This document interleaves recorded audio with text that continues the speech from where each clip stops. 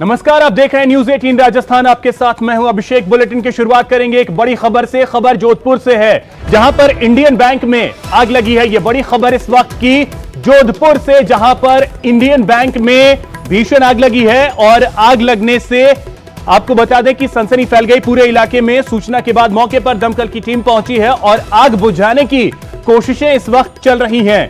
मौके पर महामंदिर थाना पुलिस पहुंच चुकी है और आग बुझाने के प्रयास इस वक्त चल रहे हैं। इंडियन बैंक की शाखा में आग लगी है और आग बुझाने के प्रयास इस वक्त चल रहे हैं। जोधपुर से यह बड़ी खबर।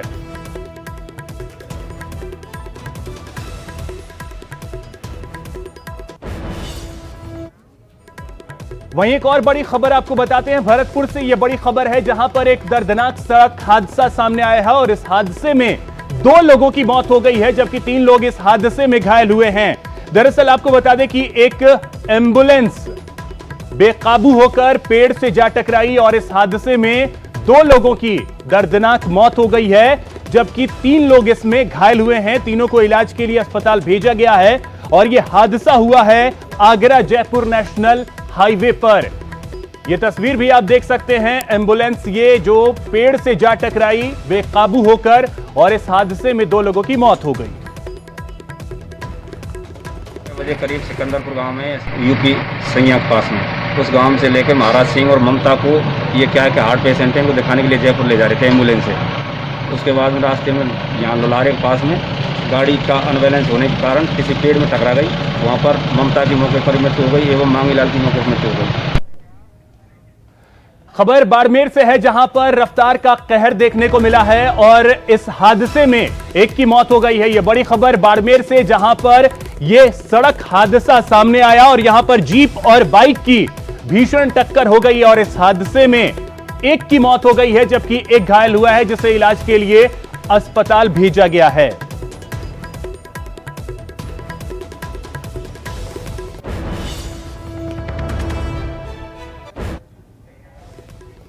वहीं एक और बड़ी खबर जयपुर से, जहां पर एक सड़क हादसा सामने आया। यहां पर एक ट्रेलर ने एक स्कूटी सवार को टक्कर मार दी और इस हादसे में स्कूटी सवार युवक की दर्दनाक मौत हो गई।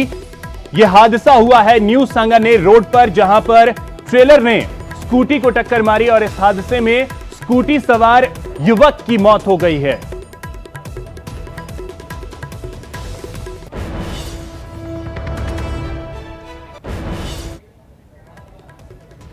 एक बड़ी खबर आपको दौसा से बताते हैं, जहां पर एक महिला का शव मिलने की वजह से पूरे इलाके में सनसनी फैल गई है। दौसा से यह बड़ी खबर, जहां पर एक महिला का शव मिला है और आपको बता दें कि पहाड़ की तलहटी में महिला का शव मिला। महिला की मौत को लेकर अब पुलिस जांच कर रही है। पुलिस संदिग्ध मान रही है मामले को और अब जांच पड़ताल में जुटी है। तो महिला का शव मिला है पहाड़ की तलहटी में। अब पुलिस मामले की जांच कर रही है।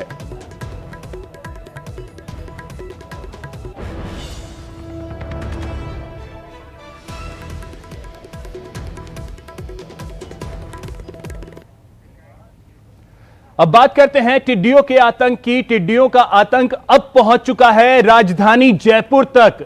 राजधानी जयपुर में भी टिड्डियों ने हमला कर दिया है और आपको बता दें कि वीवीआईपी इलाकों में घरों तक पहुंच गए हैं ये टिड्डी दल।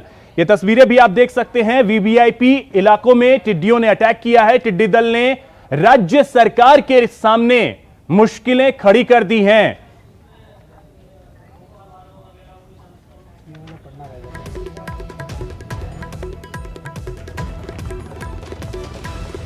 तो वहीं आपको बता दें कि मरुधरा में टिड्डियों का आतंक लगातार बढ़ता ही जा रहा है। आलम यह है कि किसान टिड्डियों के हमले से परेशान हैं और अपने खेतों को टिड्डियों से बचाने के लिए स्प्रे कर रहे हैं। ये 3 अलग अलग तस्वीरों के जरिए हम आपको दिखा रहे हैं कि किस तरीके से किसानों के सामने परेशानी जो है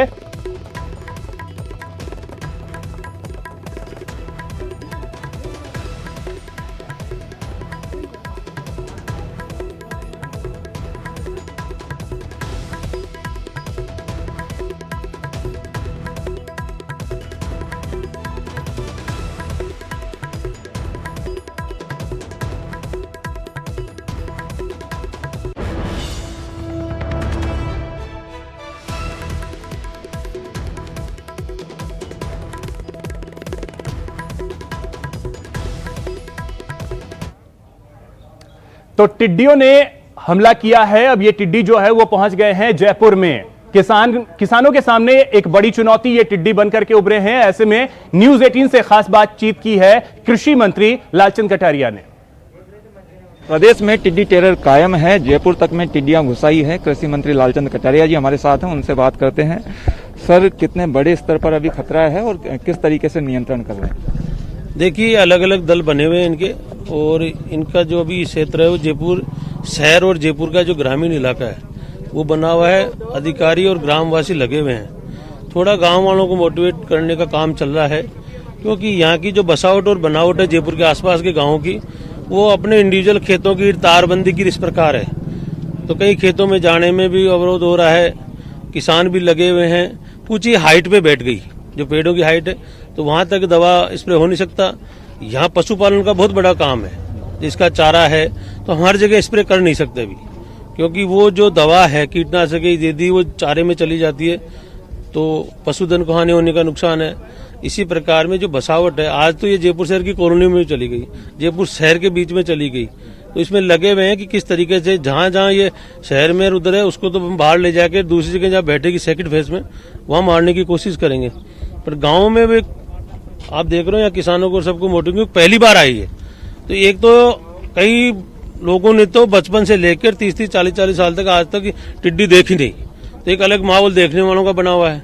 कुछ किसान जो पुराने हैं वो समझते हैं, वो अपने हिसाब से लगे हुए हैं। कुछ थाली पीट रहे हैं, उड़ाने का काम कर रहे हैं। तो सारा चल रहा है, प्रशासन लगा हुआ है, करते हैं इसका, क्योंकि ये तो बार बार जो पीछे से लगातार दबाव बना हुआ है टिड्डी दल का, उससे काफी परेशानी हो रही है। संसाधनों का भी टोटा कहीं अखर रहा है, हेलीकॉप्टर वगैरह होते तो आसानी होती। देखिए, हेलीकॉप्टर ये हमारे यहाँ प्रदेश सरकार का वो नहीं है, ये भारत सरकार से हमने रिक्वेस्ट कर रखी है। ड्रोन की, हेलीकॉप्टर की, एयर स्प्रे की बातचीत चल रही है, वो लोग भी कुछ कर रहे हैं। भारत सरकार के कर्मचारी वो लोग भी लगे हुए हैं, और हमारा जो कृषि विभाग का जितना भी है, यहाँ के जितने भी कर्मचारी राजस्थान सरकार के, वो सब मुस्तैदी से लगे हुए हैं। कैमरामैन दिलीप चेची के साथ दिनेश शर्मा, न्यूज 18 जयपुर। बात करते हैं हवाई सेवाओं की। देश भर में आज से हवाई सेवाओं की एक बार फिर से शुरुआत हो गई है। करीब 2 महीने से हवाई सेवा बंद थी, जिसकी आज से शुरुआत हुई है। यह बड़ी खबर आपको बताएं कि राजस्थान से भी फ्लाइट्स का संचालन होगा। यात्रियों को फेस कवर करना होगा, यात्रियों को सोशल डिस्टेंसिंग का पालन करना होगा। कई गाइडलाइंस को फॉलो करते हुए विमान सेवा की शुरुआत की गई है। लॉकडाउन के बीच प्रदेश में आज से घरेलू उड़ान की शुरुआत हो गई है। इसके लिए केंद्र की गाइडलाइन के पालन के लिए राज्य सरकार ने अतुल भार्गव को स्टेट नोडल अधिकारी नियुक्त किया है। राज्य के गृह विभाग ने एक अहम आदेश जारी कर उदयपुर, जयपुर और जोधपुर एयरपोर्ट निदेशक को केंद्रीय स्वास्थ्य मंत्रालय की गाइडलाइन के पालन करने के निर्देश दिए हैं। और आपको बता दें कि इसमें सभी यात्रियों के नाम, पता समेत सभी जानकारी साझा करने होंगे। फ्लाइट के आते ही यात्रियों को 20-20 की संख्या में लाने, पैसेंजर और उनके लगेज को सैनिटाइज करने, एयरपोर्ट पर 2 मीटर की दूरी और टचलेस सिस्टम फॉलो करने के निर्देश दिए गए हैं।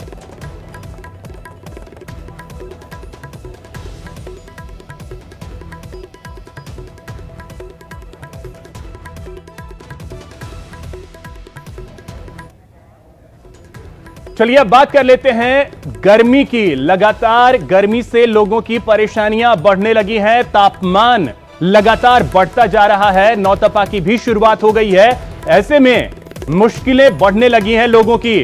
प्रदेश में आज से नौतपा शुरू हो गया है। अगले 9 दिनों तक भीषण गर्मी पड़ेगी, यह तय है।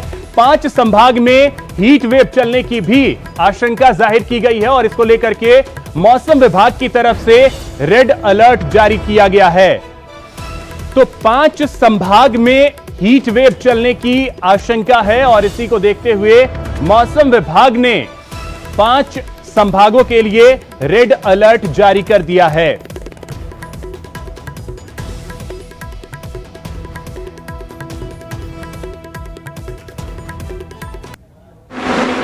कोरोना संकट के बीच प्रदेश भर में भीषण गर्मी ने लोगों का हाल बेहाल करके रख दिया है। प्रदेश के अधिकांश हिस्सों में तापमान रिकॉर्ड स्तर पर पहुंच चुका है।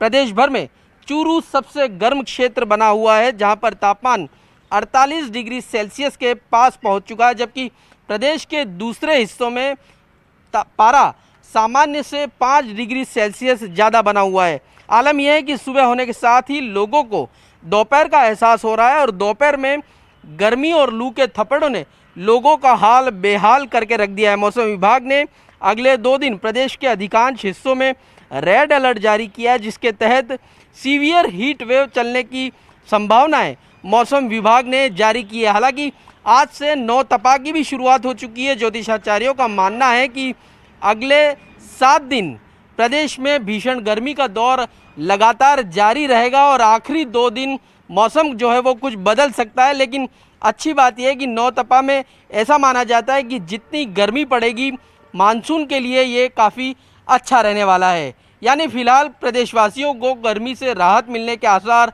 बिल्कुल भी नहीं है और अगले कुछ दिन भीषण गर्मी और लू के थपेड़े लोगों को परेशान करते रहेंगे। कैमरामैन घनश्याम के साथ सौरभ गृहस्थी, न्यूज़ 18 राजस्थान, जयपुर। तो प्रदेश में गर्मी ने अपना रौद्र रूप दिखाना शुरू कर दिया है। लोगों की मुश्किलें लगातार बढ़ती जा रही हैं। तापमान लगभग सभी जगहों का 40 डिग्री को पार कर गया है। कई जगहों पर 45 डिग्री को भी तापमान पार कर चुका है। 5 संभाग में रेड अलर्ट 3 दिनों के लिए जारी कर दिया गया है। चिलचिलाती धूप और लू के थपेड़ों ने लोगों का हाल बेहाल कर दिया है। आने वाले कुछ दिनों में लोगों को राहत मिलती नहीं दिख रही है। मौसम विभाग ने प्रदेश के 5 संभागों में रेड अलर्ट जारी किया है, तो वहीं सीवियर हीट वेव की आशंका भी जताई गई है। इसके साथ ही मौसम विभाग ने 27 मई को प्रदेश के 6 संभागों के लिए ऑरेंज अलर्ट जारी किया, तो 28 मई को प्रदेश के 5 संभागों के लिए येलो अलर्ट भी जारी किया गया है।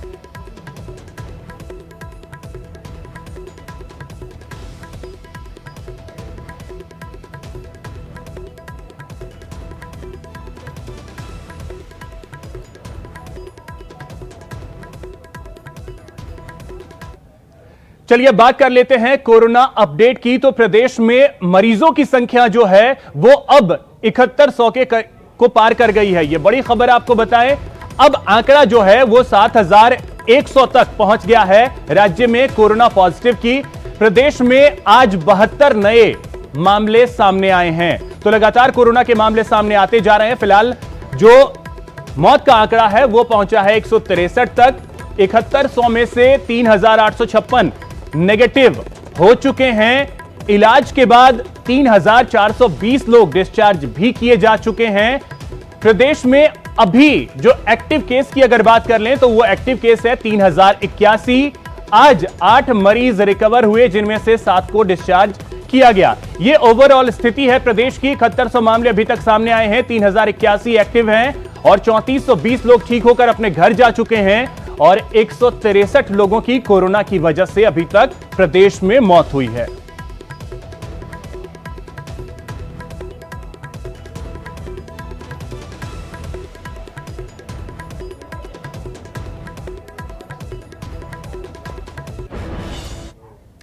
तो चलिए इस खबर पे और अधिक जानकारी के साथ हमारे सहयोगी जयपुर से सौरभ गृहस्थी हैं, उदयपुर से कपिल हैं, उनके पास चलेंगे और स्थिति को समझेंगे कि क्या अपडेट फिलहाल है। तो सबसे पहले सौरभ आपके पास आना चाहेंगे और आपसे जानना चाहेंगे कि जयपुर की स्थिति इस वक्त क्या है।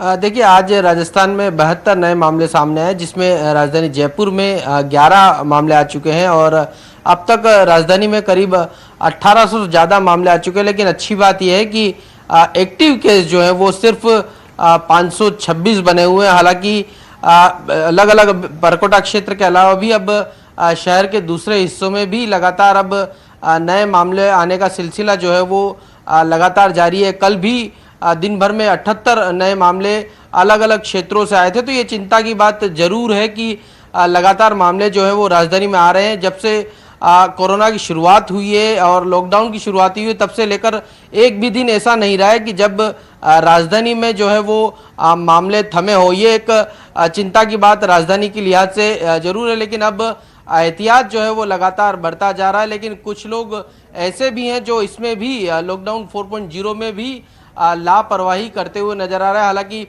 पुलिस प्रशासन द्वारा लगातार सख्ती की जा रही, लेकिन उसके बावजूद कुछ लोग ऐसे हैं जो लापरवाही बरत रहे हैं और एहतियात नहीं बरत रहे हैं। मैं आपको बता दूं कि अब राजधानी जयपुर के कुल 36 थाना क्षेत्रों के 84 चिन्हित इलाकों में अभी भी कर्फ्यू जो है वो लगातार बना हुआ है और उन क्षेत्रों में जो है वो पुलिस द्वारा सख्ती की जा रही है। आज ईद का मौका है, इस लिहाज से आवाजाही जो है वो काफ़ी कम है। ये पहली बार ऐसा मौका है जब ईद के मौके पर ऐसी जो आमतौर पर त्यौहार के मौके पर जिस प्रकार का माहौल होना चाहिए उस प्रकार का माहौल जो है वो नज़र नहीं आ रहा। लेकिन आज सुबह एक खराब सूचनाएं भी हमें मिली हैं कि जिस प्रकार से एक दौलतपुरा हाईवे के पास में एक ट्रक जो है वो टक्कर हुई है जिसमें 2 लोग घायल हुए हैं, जबकि न्यू सांगानेर रोड पर एक स्कूटी सवार चालक की मौत भी हुई है। तो इस प्रकार राजधानी जयपुर में ये तमाम अपडेट रहे हैं। 2 फ्लाइट जो है वो आज शुरू हो चुकी है। अगर हम देखें तो ये दिल्ली स्थिति से है फ्लाइट और आई। सबसे बड़ी बात यह है कि जो राहत दी गई है उस राहत को आजादी ना माने। हमारे साथ अजमेर से अभिजीत भी जुड़े हुए हैं, उनके पास भी चलेंगे। लेकिन कपिल, आपके पास आना चाहेंगे, आपसे समझना चाहेंगे उदयपुर की स्थिति क्या है, वहां पे कोरोना को लेकर क्या क्या अपडेट अभी तक हैं।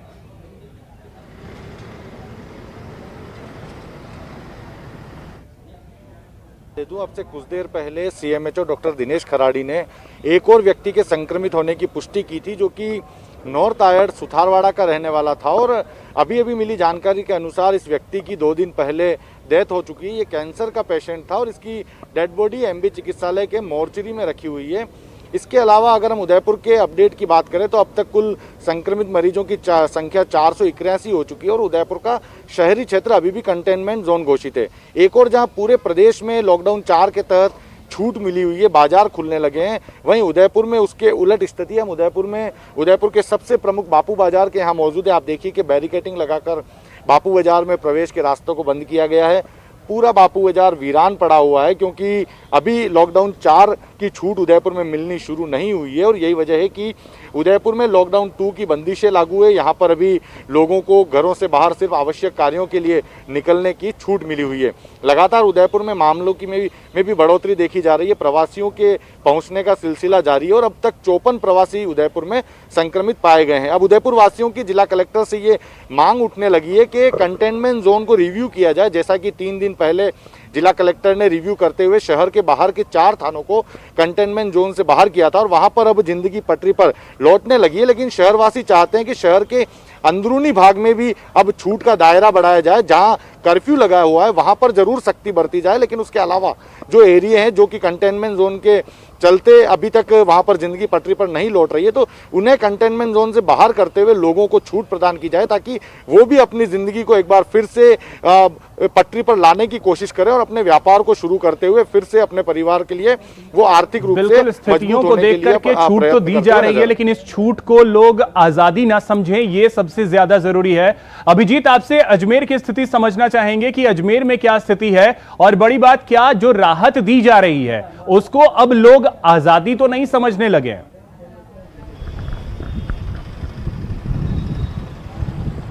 देखिए अभिषेक, उससे पहले कि मैं आपके सवाल का जवाब दूं, मैं कोरोना अपडेट में एक बड़ा अपडेट आपको दे देता हूं। अजमेर में आज 7वीं मौत जो है कोरोना की वो दर्ज हुई है। अब से कुछ देर पहले गुजरात का एक युवक जो है जो 2 दिन पहले ही भर्ती हुआ था, उसकी मौत हो गई है। पिछले 12 घंटे में कोरोना पॉजिटिव्स की ये दूसरी मौत है और कुल 7 मौतें जो हैं वो अब तक हो चुकी हैं। जहां तक आपने जो रियायतें हैं उसकी बात की तो मैं आप कैमरामैन को बोलूंगा वो आपको दिखाएंगे तस्वीरें किस तरह से हम शहर के गांधी भवन चौराहे पर हैं और ट्रैफिक पुलिस लगातार जो है वाहनों के चालान काट रही है। वाहनों के चालान काटने का सीधा प्राय यही है कि जो रियायतें मिली हैं उस रियायतों के दौरान जरूरी होने पर ही घर से बाहर निकलने की बात कही गई है, लेकिन बावजूद इसके लोग जो हैं वो अनावश्यक रूप से भी बाहर निकल रहे हैं और कहीं ना कहीं चूंकि अब जो शहर की रफ्तार है, विकास के कार्य हैं वो शुरू हो चुके हैं, यातायात का दबाव न हो, अनावश्यक रूप से लोग एकत्रित नहीं हो, अनावश्यक रूप से सड़कों पर नहीं आए, इसको लेकर ट्रैफिक पुलिस ने जो है वो बीड़ा संभाल रखा है और लगातार जो गाइडलाइंस है, चाहे वो फेस मास्क की हो, चाहे सोशल डिस्टेंसिंग की हो, उनकी पालन नहीं करने पर चालान काटे जा रहे हैं। हमारे साथ ट्रैफिक के एसआई मौजूद हैं, आप लगातार चालान काट रहे हैं, क्या लापरवाही नजर आ रही है लोगों में?